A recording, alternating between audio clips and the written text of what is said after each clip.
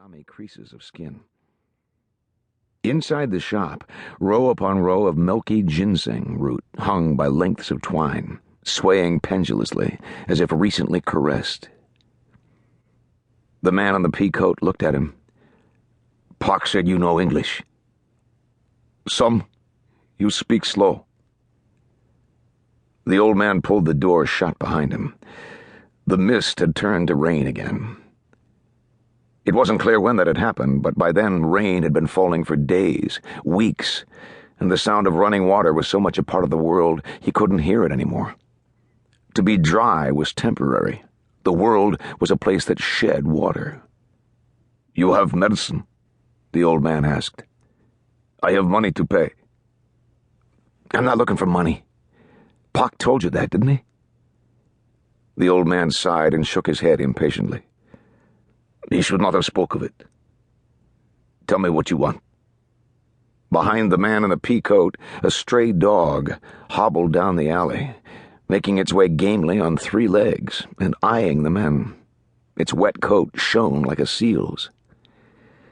"Suppose we have rats," the man said. "Difficult ones." "Your navy can kill some few rats. Even poorest junk captain does this every day. Use arsenic." "No, we want a method. What Pock described. Something that works at once. No stomach ache for the rat, no headache. The other rat should think that the one rat went to sleep and didn't wake up." "As if God take him in instant." "Exactly. So the other rats don't think what happened to the one rat as unnatural." The old man shook his head. "Many have wished for this. But what you ask, if such thing exist, then whoever possessed this, second only to God." "What do you mean?" "God grant life and death, yes. Who calls another to God in instant has half this power." "No, we all have that power. Only the method is different."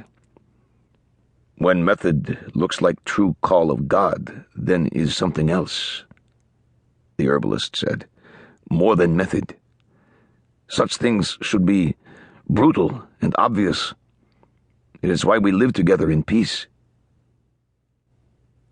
The old man lifted his hand and pointed into the alley behind his visitor.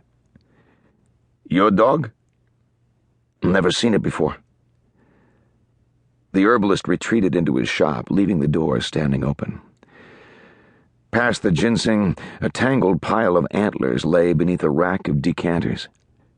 He returned carrying a small clay soup pot in one hand, and in the other an even smaller bamboo box. He set the pot on the cobblestones. From inside the box he withdrew a glass bottle, shaped as if for perfume or maybe ink.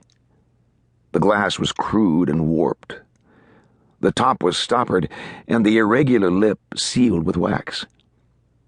Inside a liquid was visible, clear as rainwater, but slick and oily. The herbalist picked away the wax with his fingernail and pinched the stopper between thumb and index finger and produced from somewhere a long, thin reed, whose end was cut on the oblique and sharpened to a needle's point. He dipped the reed into the bottle. When it emerged, a minute quantity of the liquid had wicked into the reed, and a drop shimmered on the point. The herbalist leaned into the alleyway and whistled sharply.